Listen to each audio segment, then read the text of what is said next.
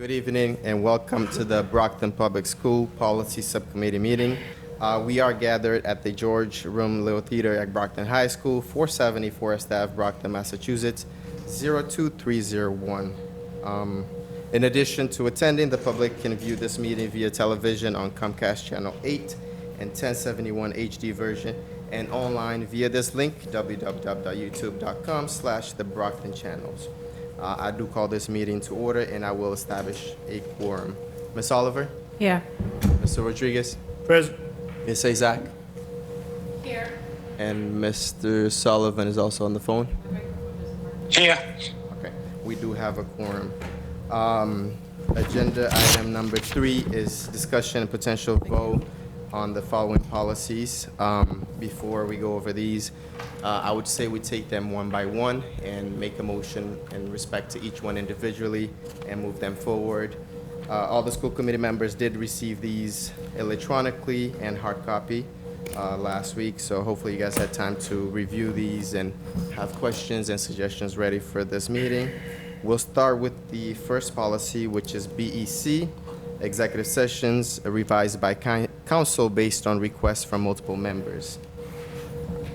Any question, comments, concerns? Ms. Oliver? Due to the fact some of them will take long to discuss, I wanted to know if we can move 13 and 14 out of order, because that's very simple, unless anybody else has questions. I already sent my questions in to the superintendent and got all the answers I needed on the nursing portion of it. Is that a motion to take those out of order? Yes, motion to take the item 13, 14 to the top. Is there a second? I'll second it. Okay. Motion is to take item 13, which is JLCD, Administration of Medication to Students. It's mask proposed revisions. And item 14, JLCDC, which is self-administration and self-carry of medications, mask proposed policy. We'll do a roll call since we have Tim on the phone. Ms. Oliver? Yes. Mr. Rodriguez? Yes. Ms. Oliver? Ms. Azak. Exhaustion. Mr. Sullivan? Yes. And I'm a yes as well. Ms. Oliver, the floor is yours. So the policy administration of medication to students, the only revise was, let me get the questions to my, it basically is nurses will be able to delegate other employees such as teachers, paraprofessionals to be able to administer life-saving measures like the EpiPen in case of an emergency with allergic reaction. So the nurse will be responsible in the school to basically educate that certain individuals how to administrate life-saving medication when it's needed. And one of my questions was who will be responsible for it. I got the answer will be the nurse in the school building, and it will be certain individuals if they decide to be participate in the training to be able to administer EpiPen, which is something I've done in the past as a school nurse. That I basically, depending on what classroom had the most students with allergic reaction that needed EpiPen to be administered, that will be the classroom that I used to educate and train the educators on how to administer EpiPen. My other question was regarding the self-medication, the students who will be, if they're allowed to, what age and what capacity a student will be allowed to basically self-administrate their own inhalers or their own insulin pump if they do have one, what capacity if they have to be a certain age. Due to what the answer I got is basically the nurse will also be educating the students to make sure they're able to administrate the inhalers. Not only the nurses in the building, but also a provider has to send an order that that child is able to self-administrate their medication, and also the parents would have to agree to it. Because I know a lot of our students do learn early age how to self-administrate their own inhaler too. They carry with them. It's something that we don't want to take it away from them because this could be a life-saving medication. And a lot of older students too, they're embarrassed that they have to take certain medication and they like to do it themselves. So I think as long as they are aware how to administer and they're safely doing it, I think it's a great idea that they'll be allowed to carry their own medications. Any questions, comments, concerns? Ms. Azak? Thank you. As far as that specific policy, have we met with our management of nursing and things like that? Because I would look at them for their expertise and see what recommendations they would recommend to us, because they're dealing with this on a daily basis. So they're going to see some issues that they might run into, that they might need us to make policies so they're able to move forward. So that conversation has started, and I know we will be meeting with the nurses and training them before the start of the school year. For this particular policy, because the law has changed, we needed to update the policy, but to your point, we are still going to be working towards full implementation because it is a new revision. Definitely, because I know Ms. Oliver's brought up a few good points. It's just, but that's, when I look at it, that's their expertise. They're in the field daily, so they would be the ones that I would look for direction, but also take their direction and their recommendations, and then as a committee, I would want to just go through them and see what's best when it comes to our policies. So, no, thank you for answering that. Thank you, Ms. Azak. Mr. Sullivan, any comments, questions, or concerns?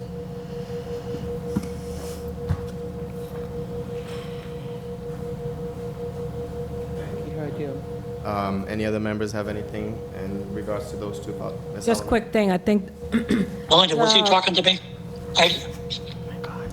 Do you have any questions or concerns? No. All right, thank you. just for clarification, I think the policy didn't change that much. I think it's just a rewriting a little bit and the words that they changed. 'Cause I think that's the same policy I followed when I was a school nurse. But I do like it, they made it more clear exactly what the expectation for the nurses are and basically their scope of practice, where they're able to, who they're able to teach and what are they able to administrate. But they will not be able to administrate like daily over-the-counter or say medication that a child needs daily, like say clonidine for anxiety or ADHD. Those medication will still be in the hands of the nurses. So the only medication they will be able to administer is EpiPen due to life-saving. Sometimes you might have to have it in the classroom and not in the nurse's office because you're at two sides of the building. So it's a good idea to always have, extra EpiPen in the classroom for the students. But over-the-counter or regular daily medication, it will be still under the nurse's practice to basically administer those medication. Any final thoughts? Mr. Rodriguez. Through the superintendent, I know this is a mask revision, and we have to. I'm not saying that we adopt it. We can tighten it up and add certain languages. Have we consulted with? It mentions the Board of Health here. Have they, reviewed this to see if we're in line or made any recommendations to tighten up the policy, or if they have any other concerns?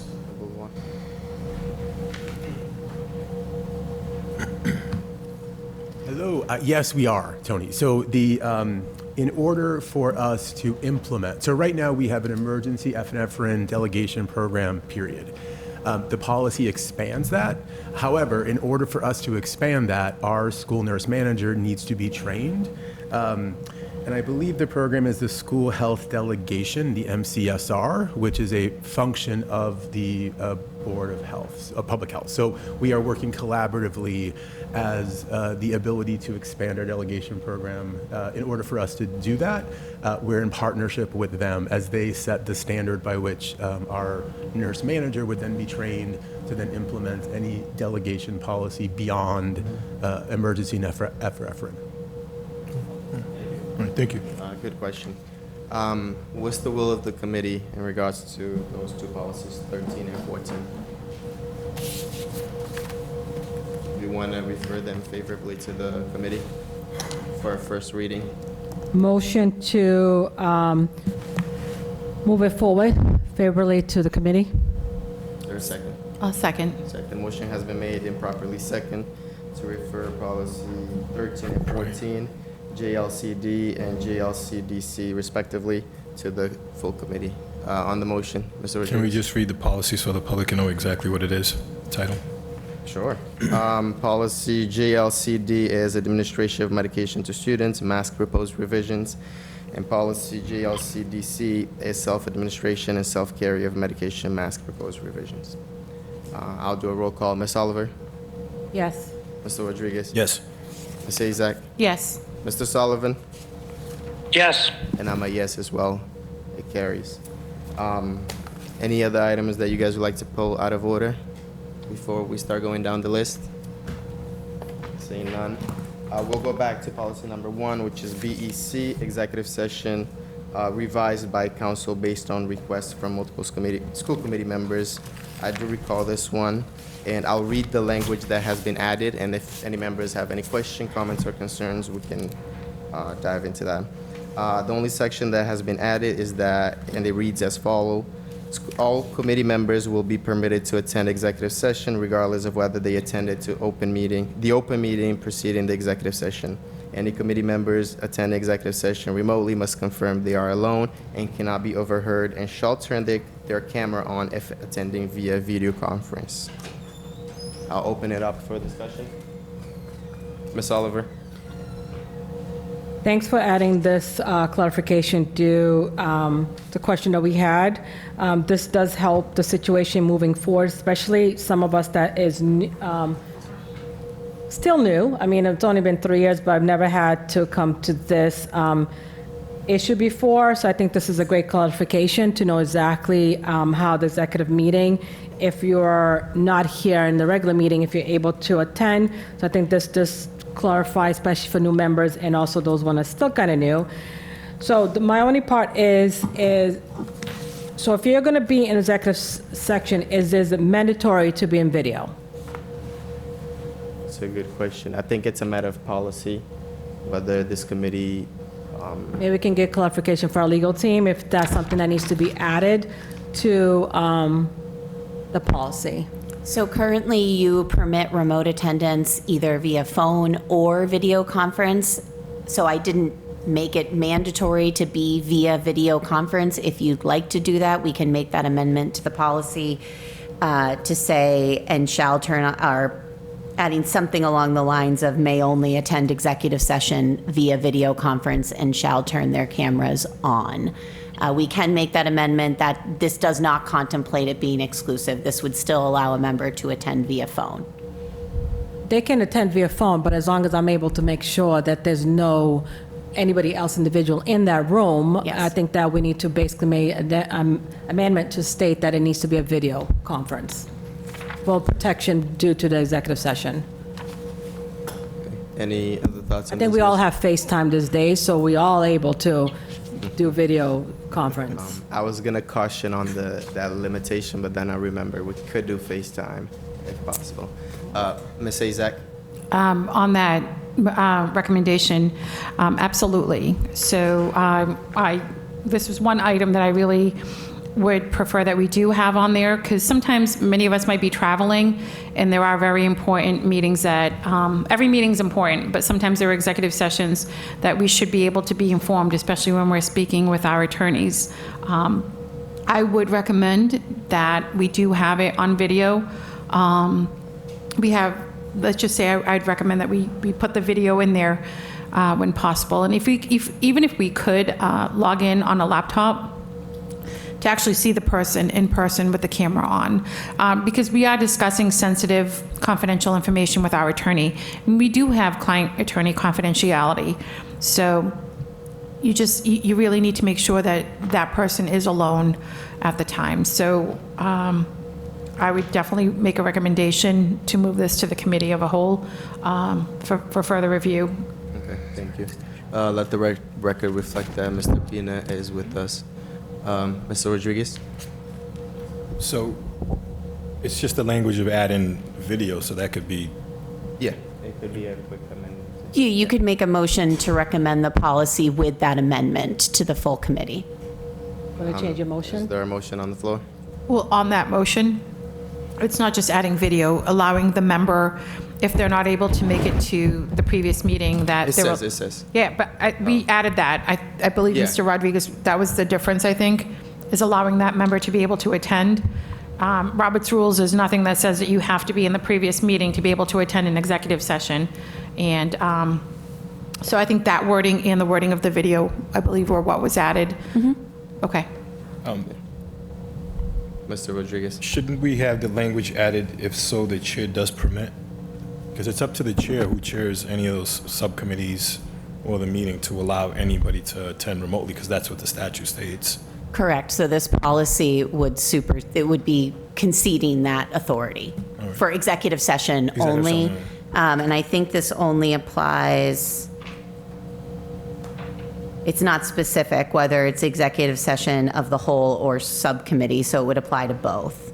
Okay. So you're right, Mr. Rodriguez, this would cede that authority of the chair unless you want to add in, if the chair permits, we could do that.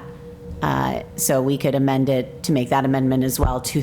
I was contemplating keeping all the existing language and just adding in a restriction that attendance has to be by video conference if remote and cameras have to be on. We could also add in the clarification that any committee members attending remotely with the chair's permission must confirm they are alone and must attend via video conference with their cameras on. Ms. Izek? So on that, I disagree with it. I think as a school committee member, if we have executive session and our attorney is speaking to us, client confidentiality and reviewing some important information, when it comes just to executive session, I believe the committee members should be able to attend that meeting and show that they're on video. So a regular school committee meeting or a subcommittee meeting, that's fine if it's left up to the chair or the vice chair, whoever's running the meeting.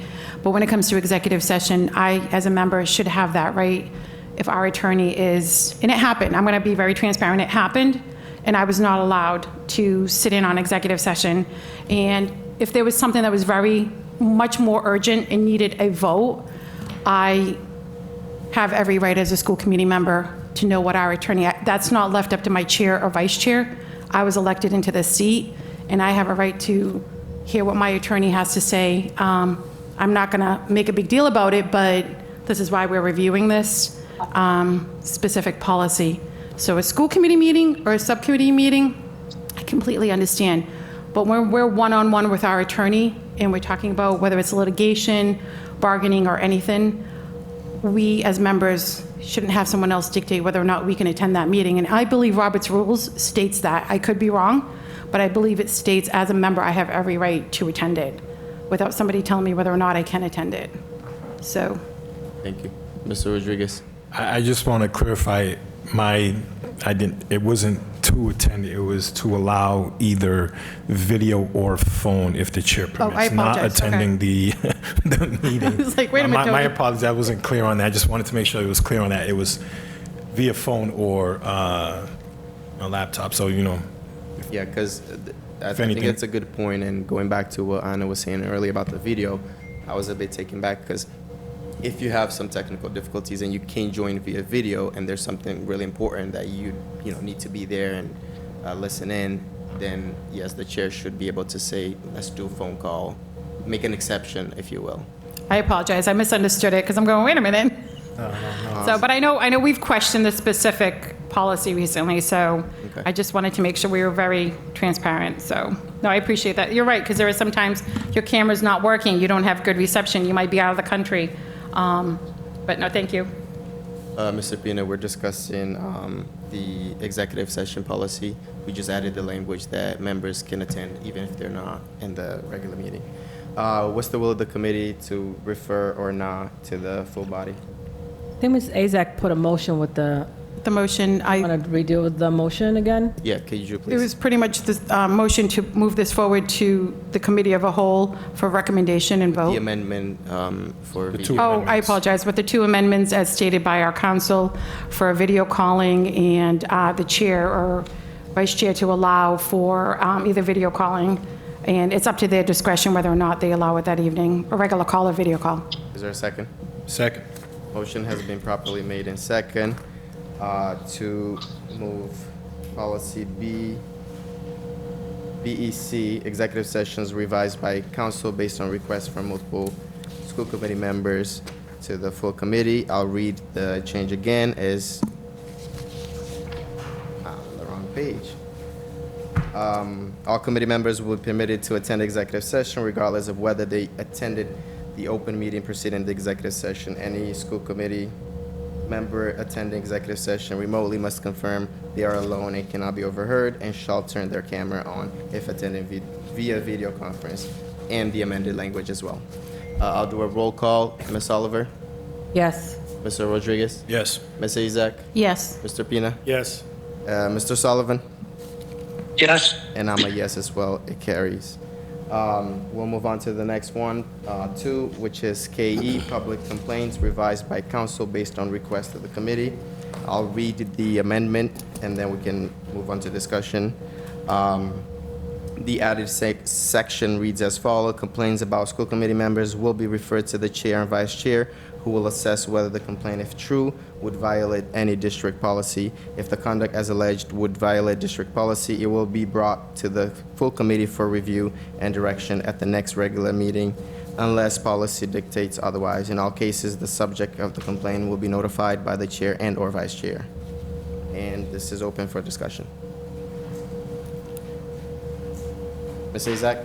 Thank you. On this policy KE, public complaints, do we have like a time frame? I mean, it says next school committee meeting, but do we have a time frame where the chair or the vice chair needs to notify the committee rather than the committee finding out? As it stands, it doesn't appear to have a timeline, but I think if you interpret that last section that was added, after assessing the situation, whether or not it would violate district policy, then. Yeah, but we know how things go in the school district and the city, things take forever, and I really think we should put a time frame on this from the time of a complaint is filed to when the committee is notified. I don't want to find things out by looking on an agenda. As committee members, I think we don't need to know specifics. We need to know a complaint was filed and there's an investigation, or there's, they're meeting with the attorneys. I just don't want to leave it open-ended, but again, I'm only one member. I really think we should put a time frame on here. What's the will of the committee? Ms. Oliver?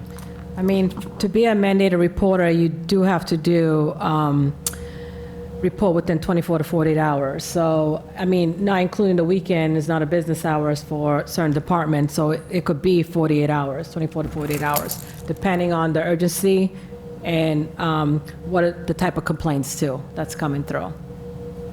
It's the will of this body, so do we want to make a motion and amend it to include the timeline? Mr. Rodriguez? Just looking at this, Sarah, if you can answer this. So it says to the vice chair and the chair. In the instance, because this is Brockton and so many things happen, when the complaint is about the chair and the vice chair, how would we handle that complaint? Valid point. Because when that complaint comes, it's, if they want to squash it or, I don't want to say make it disappear, it's between those two. It's an excellent point. I think we could say to the next senior member of the school committee. Or I would say, if it's pertaining the chair or vice chair, inform the whole committee. Could do that too. Ms. Azak? With a recommendation, given where it's the chair and the vice chair, a recommendation to inform our attorney who will notify the committee. Because leaving it up to one committee member, sometimes the senior committee member may not have the proper direction as to what to do. So we have our chair of our committee, and then we have our vice chair who's next in charge. What if something involves both of them? And this is just an example before we get the keyboard warriors out there, just an example. But then I would feel like maybe a committee member should involve our legal counsel, because that's why we have a legal counsel. Just to make sure we're following proper procedure and at least notification some kind of notification with our attorneys. Mr. Rodriguez? So, obviously, we're tightening this policy, but the other thing too is that, you know, we do have the Nystrom Beckham report, where not just the school district, but the city as a whole is supposed to have an ombudsman for specific things as this, where complaints are coming in, or some employees, you know, feel they're afraid to come forward with any information because they're, you know, going to feel like they're going to be retaliated against. So, is that something that, I mean, me personally, I think that needs to be followed, that the city does need an ombudsman across the board. How does that model look like? And, you know, is it the school side? Is it somebody that just takes over for the whole city? I think that on the school side, we have our own. You know, we're much larger, so like, how would that be framed? So I've seen school districts, and I'm not sure if we have it in Brockton, have like hotlines that people can, do we have one? Doesn't work. Okay. We did. We did for students, but I don't believe we have one for employees. I mean, anyone can call into it. I don't think it's necessarily limited for one thing or another. So I've seen concerns about staff or students, or I've never seen a school committee complaint come that way, but I think it could. Anonymous complaints are tricky, honestly, to evaluate the veracity and sincerity. We look at them all, but sometimes we can't verify where they came from or if there's anything behind it. So I don't see a reason not to have some version of an anonymous reporting system, which I think is what you're alluding to. An ombudsman, I certainly see in municipal government quite a bit. I've never seen one in a school department necessarily as an official position. I think school departments tend to rely on these hotline type systems because we have them already for student safety issues, bullying, things along those lines. So that tends to be where we utilize the resource we already have and make it broader, that it can be any concerns about staff or elected officials within the school department. And I don't know who those reports, I'm guessing there's a decision tree those reports come to. So the reports that come in through the hotline, they go to multiple ones of us. Yeah. Any, Ms. Oliver? Just wanted to ask Dr. LeBois regarding certain complaints that comes through, like how long does it really take you or the team to basically file the complaints and put all the paperwork through? I'll speak broadly. So when we receive a report, right, or some information that should suggest that there was a policy violation or an issue, step one of the committee's policies, both under Title IX and under general civil rights procedures, are around intake. So we sort of will invite the party in, we'll ask some questions, we'll determine whether or not we actually have a formal issue to investigate more formally. And that is generally dependent on my office's notification and then sort of reaching out to the parties to schedule that time. What I will say is where the committee has structured to policy under civil rights protections and Title IX, we don't implement the civil rights procedures for any complaint that's not within the purview of that office. Does that make sense? So I think what you do have is if the concern is based on membership in a protected class, there is outlined very clear guidance in the existing policy of how that's to flow. It doesn't contemplate, those don't contemplate other complaints that might be outside of the jurisdiction of the existing at least in the Civil Rights Office. For example, if there was a bullying complaint about that is the one place where sort of my office might receive it, but then if it's about a staff member, hands it off to HR, right? So not every single issue is channeled through the Civil Rights Office. Does that make sense? How about a complaint of like sexual harassment? How would that? So I think I'll sort of defer to Sarah on sort of the nexus between the two, but you already have pretty clear policy guidance on what happens when there's a harassment or there's a complaint that could allege sexual harassment. The federal regulations make it very clear how that process must flow. Okay.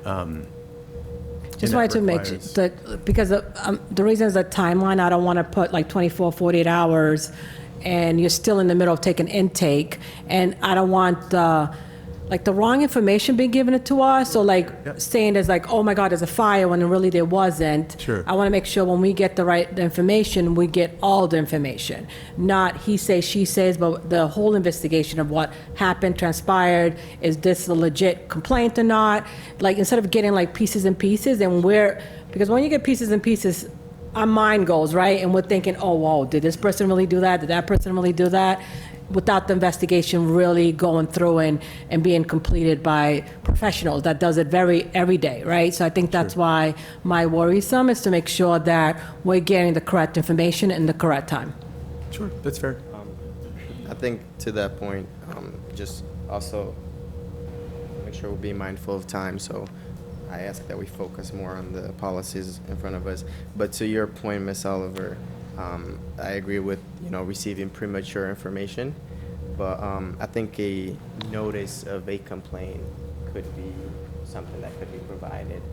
Just saying, a complaint has been submitted, we're looking into it. Once we do the intake, whatever the case is, information will be, information will be provided to the committee. Yeah, I think that would be reasonable to just advise the committee a complaint has been made, and maybe not the substance of the complaint, because to your point, Ms. Oliver, oftentimes, I've been doing this a long time, I would say most cases, the complaint changes over the course of intake. When you hear the response, right, there's 3 sides to every story, so we want to make sure we give the process, and Title IX and some of our other processes have requirements and timelines and notice timelines. So I'm fine with a requirement that we notify the committee about the existence of a complaint within 48 hours. I think that's the number I heard. That seems reasonable to me, and then it would be taken up at the next meeting if necessary. If it determines there's nothing to it, then it won't. We'll let you know that nothing further is going to happen. Okay. Ms. Azak. Thank you, because the way it's worded is complaint about school committee members will be referred to the chair and vice chair, who will assess whether the complaint, if true, that if true could be a month from now. And that's why we're not asking for specifics, but we as members should know if there's a complaint before the community knows. And I just, notification is all I'm asking for. We're not asking for specifics, whether someone's guilty, someone's innocent. So I would recommend rewording that, because the if true gives them time for an investigation to see, what allegations were made and about the complaint. We are just asking for notification. And I would highly push that we put at least 48 hours to give the chair, the vice chair time to, review the complaint with everyone's schedules, review the complaint, and then properly just reach out to the members and just say, a complaint's been filed, we cannot discuss it, but, it will be coming before the committee. Amenable. Yeah. Thank you. What's the will of the committee? Can we have a motion? Not on this wording. Recommendation to reword this, though. Okay. A motion to make some adjustments as far as the complaint, public complaints, policy KE. If our council can make some revisions, and where it says, if true, change that to within 48 hours of notification of a complaint made, that chair, vice chair, or our attorney, if it's about the chair or the vice chair, someone is to notify our school committee members that a complaint has been made. And then the rest of it, as stated in here. That's a motion. Is there a second? Second. Motion has been made and properly On the sec- motion? On the motion. Should that not be an amendment, and then we vote on the amendment before we vote on the actual policy? Sure. We can. Is that not how it works, or do we just do Well, I've whatever seen we it want done to do both here? ways. You can, move for an amendment, we accept the amendment, or you can move to refer with the amendment that you proposed. So as presented, there is a motion to make an The amendment, correct? amendments, yes. But we haven't voted on the amendment yet. There's a motion to accept this with amendments that she just made. Actually, can I take that? I apologize, Mr. Pena. can I take that motion back? Because we don't have any wording in here as to how are they notifying a member about a complaint. There's no wording in here, how a member. It's in the elected- last sentence. In all cases, the subject of the complaint will be notified by the chair or But vice chair. how? In writing, in person, meeting? I really think we should. Sure. If you'd like to dictate that, I mean, I just want to be thoughtful. There are some policies and laws that require specific forms of notice. Okay. So I would contemplate the way I was going to rewrite it is obviously the complaining, the subject of the complaint would know before the full committee knows, because that's Oh, yeah, reasonable. absolutely. So I think allowing a little bit of discretion there would be prudent, given that we're dealing with a lot of different laws and requirements that could potentially be impacted here. So I think we can certainly amend it to make sure in all cases, the subject of the complaint will be notified by the chair and/or vice chair in advance of the committee being notified.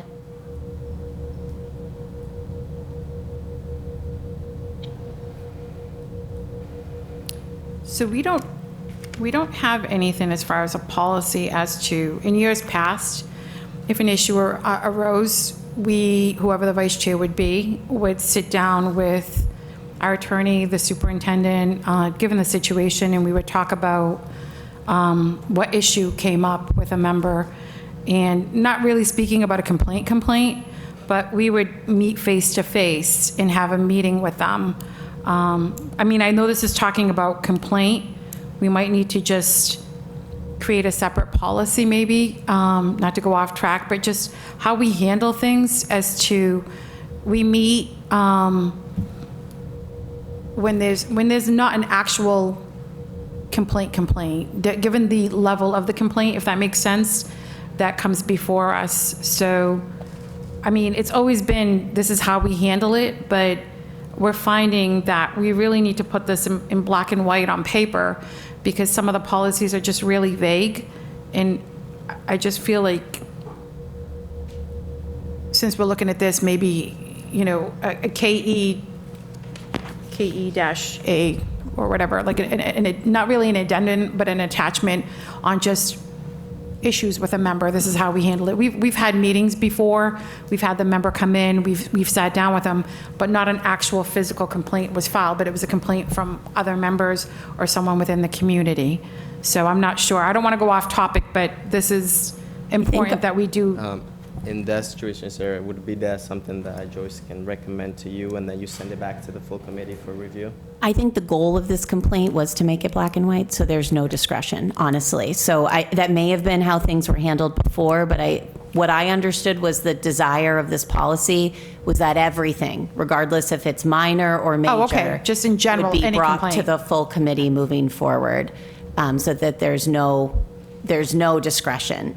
So if there's a desire to add discretion into this, I think we'd need to revise it and maybe define what complaint is. But the direction I had received was to really just make it very black and white. Okay. No, perfect. With that in mind, what's the will of the committee?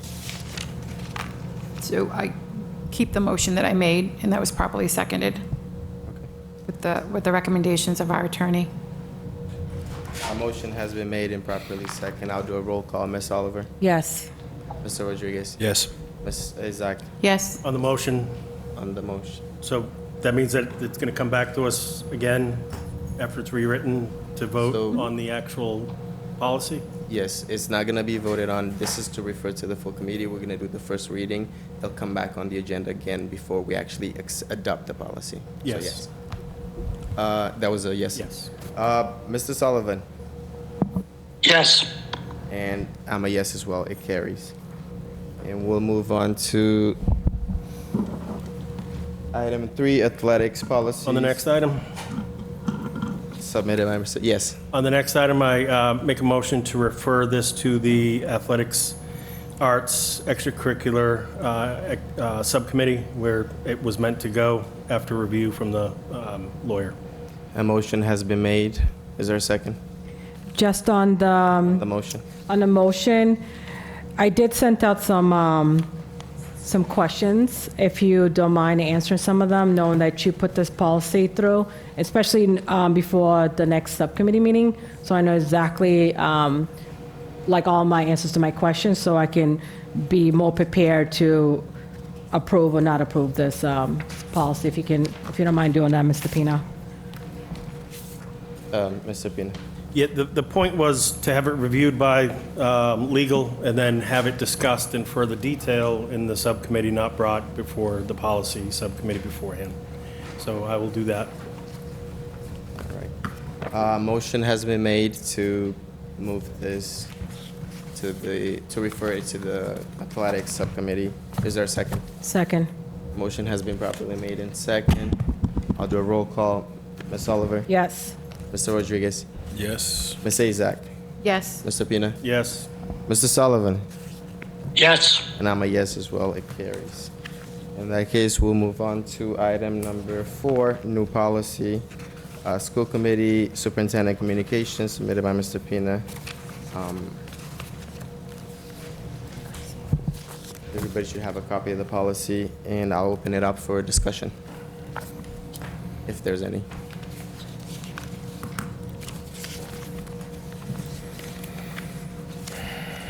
Just staple these. Ms. Oliver? So basically, this new policy, school committee superintendent communication, that would also kind of like align with the public complaints. So basically, it would basically give authority to the superintendent to basically communicate to the rest of the subcommittee, to the rest of the members of any particular complaints or any, like anything going on against one of the members. Is that what this policy is for? Just for like clarification? I'll defer to Member Pina. Yeah, this policy came about due to a question on communication after an incident. So therefore, it was brought up. Sorry about that.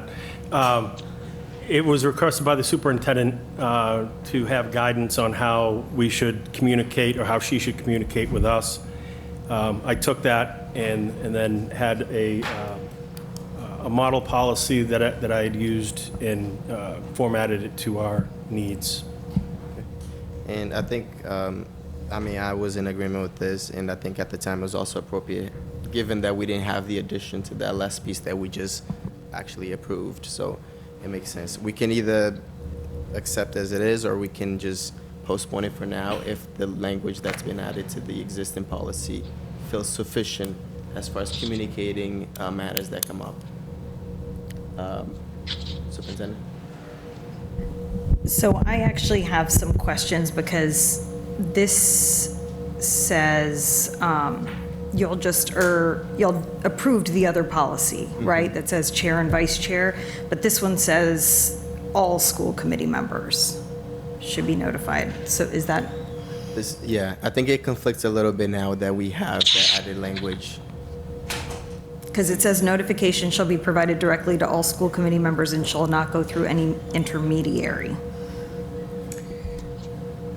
So may I just suggest a revision? I think what we could do in that third to last paragraph is say, when appropriate or appropriate means, notification shall not go through unless dictated by another policy, That's what I'm gonna say. something along those lines. Yeah. Ms. Azak? You all set? And if we can also add a timeline, because it does say any matters likely to result from media coverage, things like that. So depending on the urgency of the matter, depends on the time frame to notify the committee members as well. We really need to put some kind of a time frame on these.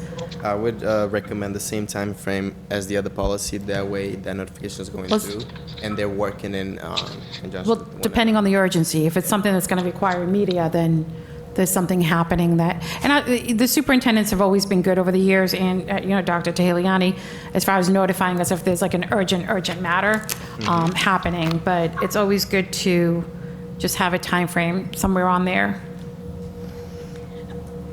So it just makes sense to be uniform. Ms. Oliver? Are you all set, Ms. Azak? I'm sorry? Are you all set? Yeah, thank you. Okay. I think the only thing is that KE and this one is so much alike, and they kind of like just intertwine with each other. It's kind of a little bit like repetitive. I wonder if you want to do like KE1 and this KE2. Kind of just falls into it. So we don't have like to add another whole policy. Because so much, all of it, it's kind of duplicate on both policy. I mean, there are some other things in here that I do have some questions. So for example, issues likely to generate significant community concern or controversy. However, there are often times where that may be something that also requires not public disclosure. So I guess I'm just having trouble, yeah. I think for that one, the second to last paragraph, maybe we'll clear that. Nothing shall require the public disclosure of information that is confidential. Well, a lot of these could be, and that's the other thing too, is that the order in which, because so for example, some things that are, it says, that could generate substantial public attention, I can't always predict when something is going to attract public attention. And so if I have not let the, you know what I mean, or we may be in a fact-finding process while that's happening, I'm just mindful of the ways that this actually, I appreciate the effort to provide clarity, but given the other policy now, I feel like this actually makes it a little less clear for me. I don't. Ms. Oliver? I do get where you're coming from, Superintendent. I think the whole media coverage, like who do we know, when do we know it's going to be a media coverage, right? And to what extent is everybody comfortable that is being told to the rest of us, right? Is it an allegation that came through? Is it a restraining order that came through? Like what exactly are we asking the superintendent and legal team to let us know about in a due time? We want to make sure that when we open this Pandora box, we're opening it and we're making sure that we're keeping it open for everything that comes through that could be a possible media coverage. Mr. Rodriguez and then Mr. Pina. Through legal counsel, can we table this and refer this to our workshop for further discussion due to time? And we That have would a substantial amount of policies that we have to discuss, because I think this, we'll over time lap with this one. My perspective on that is the same, given that we've adopted new language for the existing KE policy. We can always come back to this, polish it a little bit more, make sure they're not contradicting each other. What's the will of the committee? Can I have a Motion to refer this to our upcoming workshop. Second.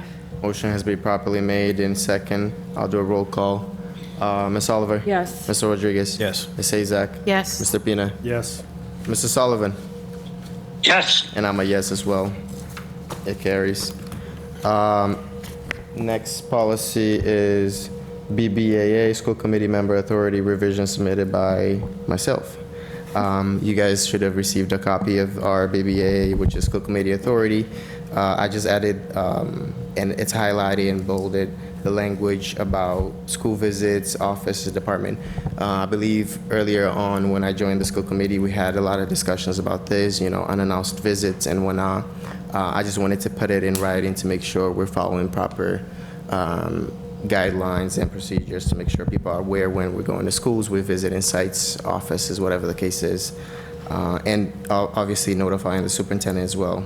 And I'll open it up for discussion if there's any.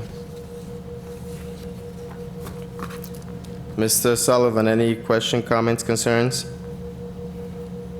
No, not at this time. All right, seeing none, what's the will of the committee? I Ms. would Azak. recommend also, given that we just table this for now, just hold off on it, given the time. We're at 5:56. I mean, this is pretty involved. the recommendations Is there a and stuff. specific reason, questions about it? I could answer because I did propose that myself. You know, this is limiting what we do and how we go into our schools. Now, I have great relationships with my schools. They have events. I usually call them. Sometimes they'll invite and sometimes we'll stop by. But I always go into the principal's office. I don't wander the school unannounced. So I always do check in at the principal's office. And if they have time, that's great. And if they don't, then, you know, I come back another time. But, you know, this is also how we're supposed to be within our schools. And I think, to speak to that, I think that's a different kind of relationship. Whenever possible, yes, it would be ideal to notify the school that you're coming by. However, there's language in here that says if that's not possible, even after the fact, you can notify either the superintendent or someone from the administrative body that you did visit a school. The reason why I brought this forth is there were complaints and some issues with, you know, and you guys, some of you guys are aware, going to schools and going to some offices and site, and to avoid that and, you know, prevent further things from happening, I thought this would be appropriate. so this came before us, this policy. I was here when this policy, I believe, was created about our school visits. And they wanted us, every time we wanted to go somewhere, we had to call the superintendent's office and notify them and just pretty much wait for approval. I know it didn't go over well back then. Like I said, as long as you do not disrupt the school day and the principal has knowledge that you're there. Sometimes people want us to be there so we can see things. And if we have to announce every time we go somewhere, I mean, it also has language that it mentions if there's an event or things that you're attending. no, I'm talking about there's sometimes no- we have staff members that'll say, you really need to come up here. You need to see what's happening, or go to a school, go to things like that. So rather than go into details, I think we should just take a closer look at this as far as our visits to schools and things like that. Again, as long as we're not disrupting anyone's day, I think it's fine. And as long as our principals know that we're there. But it's the will of the committee. I just think, No, you know, understandable. limiting an hour for policy and all these policies, this should have been like a one-night thing, rather than rush through some of these. And I know we're just looking for recommendations and things like that, but No, I totally understand. And that's why I had the attorney send them at least a week in advance so we could review and ask questions before tonight. I do have a different perspective than what you just shared, and I think we need this policy to make sure we're following. oh, no, absolutely. But I just don't think there's certain things that we should add. And just given, you know, given the time of night right now before our next meeting, I think we should just really look Enough into. more time to review, or? If the rest of the committee's fine with this policy change, then it's the will of the committee. Mr. Pien and then Ms. Oliver. Yeah, I agree with Member Azak. I think that this limits the oversight ability that we have as elected officials, as being able to ensure that things are running the way that we are understood that they are. And I think that it should be on a case-by-case basis and not an overarching policy. All set? Yep. Ms. Oliver. Just for clarification, I think that this policy, all of them, was giving a week ahead of time, and we were giving, you know, to send our questions in, and I did send, I think, almost like 2-page worth of questions. And I do appreciate some of the answers that we're giving, and some of them was not given. But I think this is just basically to protect us liability reasons, because we have no power personnel way to basically tell a teacher how to conduct their classroom. We can't reprimand an educator. We can't go in there and be the sheriff and tell anybody what to do in the school district. And I think that also for safety reason, I don't want anybody just wandering the building, even if it's myself. I've never wandered the building. I always go in the front office. Even if I'm just showing up for the day, I do go in the front. talk to the secretary or the principal, and if they're willing to, and I was like, I just want to see some classes, but I never just go in there and just tell them, whether you like it or not, I'm going to walk to school. I think it's just safety reason, and if my child going to that school, I want to make sure that whoever's going to school has authority to be in there. It's just like there's a limit of what you can do, and I think that sometimes we need to remember we're not here to handle all personnel issue. That's something that needs to be escalated to superintendent. And our educators also, I want them to understand that there will be no retaliation if they do speak to us, but we will be bringing it up to the superintendent or that principal in that school regarding what complaints that they have. I will add one thing, and then I'll leave it to the will of the committee. The reason why is not just so much as to limit the oversight that we have. It says you can still do unannounced visits just to give people a heads up, even notifying after the fact if, anticipated notice is not possible.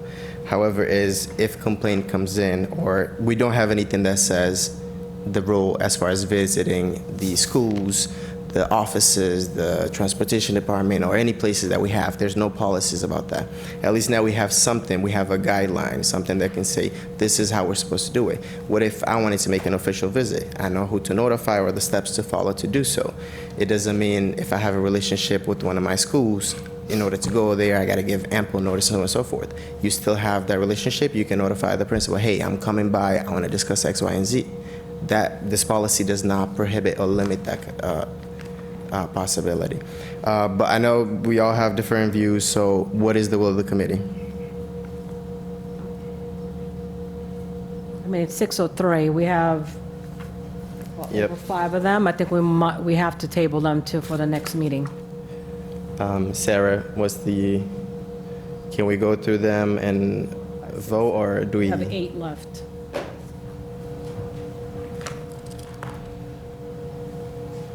So you would, given the timing, I think you would just take a motion to postpone the remaining items to the next policy subcommittee meeting, unless there's a desire to refer it to a different subcommittee.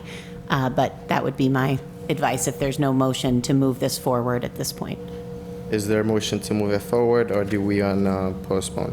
Just the last policy that we just discussed. On this motion, I just have a question, Chair. Yes. And I apologize, I can't get it to open on my laptop. I did have some of my questions. I don't see it on here, and it just might be oversight, but usually when we go to any building, I don't wander. I'd like to see it in here that you check in with the office and you make it known to the principal or whoever is in charge. So say you do go into one of our facilities, like I go into the facilities building, I don't wander, I usually go right to the office, but I'm usually there doing something else at our Phyllis, they know what I'm there for. But I think we should make it a requirement that when you do go in, that you do need to make your presence known, checking in and let them know, and you do not wander. You should be escorted by, no one's walking around our schools, and sometimes you can walk around and observe if there's events going on, but the superintendent oversees our personnel. We shouldn't be getting too involved, but sometimes the public does reach out to us as elected officials if they want us to see something or be aware of something. So when it comes to this, I just think it needs to be just tightened up a little more, add some wording in here. I don't see it on here. I could be overlooking it, but I don't see, if you are to go to any location, whether it's your assigned school or not, check in at the office with the principal, let your presence be known with the principal. And it's, shame on you if you're showing up unannounced in the principal's in meetings and doesn't have time for you, you can't just walk around the school. No, So that's a good point. you're disrupting the school day, you're disrupting the employees. But again, and most times our principals are very accommodating. Yes. But again, they do have a schedule, and whether it's us or any elected official, this shouldn't just be school committee member, it should be any elected official. And I think that's how it was written years ago as well, when we had our query check, the query wording for that policy. That's a good point. I think this addition in itself addresses those concerns, because if you're notifying and you're saying I'm coming to visit, whatnot, people will be expecting you, principals or whomever they have designated to walk you around or whatever the meeting is. And that's why I'm keen in implementing this, but again, it's the will of the committee. We are out of time, so do we want to take action on this one last policy and postpone the rest? What's the will of the committee? Mr. Rodriguez? I would table this for now with the rest. You know, we're talking about timeframes, 24 hours, 48 hours. At the end of the day, any member that's looking to tour a school or should be notifying the superintendent that they're going to be out in that vicinity, and it needs to be coordinated with the building administrator to make sure it's not disrupting any workflow that's going on. So I think we should just table this and get some more input and tighten it up a little bit more than what it is, timeframes and so forth too. Okay. So I'll take a motion to postpone. Just a reminder, everybody received this via email. Feedbacks are welcome, or if there's a policy that you guys are looking forward to bringing up to the committee, make sure you respond to that email, send recommendations and whatnot. I'll take a motion to postpone the remaining policies. Anybody? Motion to postpone. Motion has been made. Is I packed there it a up. second? Policy, the remainder The of the remaining policies? policy, yes. Well, we should read them off, the ones that you didn't, we I'll haven't read checked off. the one that's there left. I'll take a motion. Motion has been made. Is there a second? Second. Motion has been properly made and second to postpone the following policies. BBAA, School Committee Member Authority Revision submitted by Vice Chair. DBC, Budget Planning and Preparation Strategy Revision submitted by Vice Chair. GCF, Professional Staff Hiring Revisions by Council based on request from Vice Chair. JKAA, Physical Restraining Timeout Policy, Mask Model Policy with MHTL edits. ECAB, Access to Building and Grounds, Mask Proposed Revisions. EEA, Bus Driver Examination and Training, Mask Proposed Revisions. JFBB, School Choice, Mask Proposed Revisions. And KBG, Parent Advisory Councils, Mask Proposed Revisions. I'll do a roll call. Ms. Oliver? Yes. Mr. Rodriguez? Yes. Ms. Azak? Yes. Mr. Pina? Yes. Mr. Sullivan? Yes. And I'm a yes as well. These items will be postponed to the next policy subcommittee meeting. Item number 4, other business. I don't believe we have any other business at this moment. No. Do you, did you want to schedule another policy meeting under new business? So we can get these reviewed? I'll reach out to you guys to make sure, because summer schedule is a little bit hectic and not everybody's. No, I mean, starting September, we're back to regular schedule. But I'll reach out to every member individually and schedule one. Item number 5, adjournment. Do I have a motion to adjourn? Motion to adjourn. Is there a second? Second. Motion has been properly made and second to adjourn. Ms. Oliver? Yes. Mr. Rodriguez? Yes. Ms. Azak? Yes. Mr. Pina? Yes. Mr. Sullivan? Yes. And I'm a yes as well. Meeting is adjourned.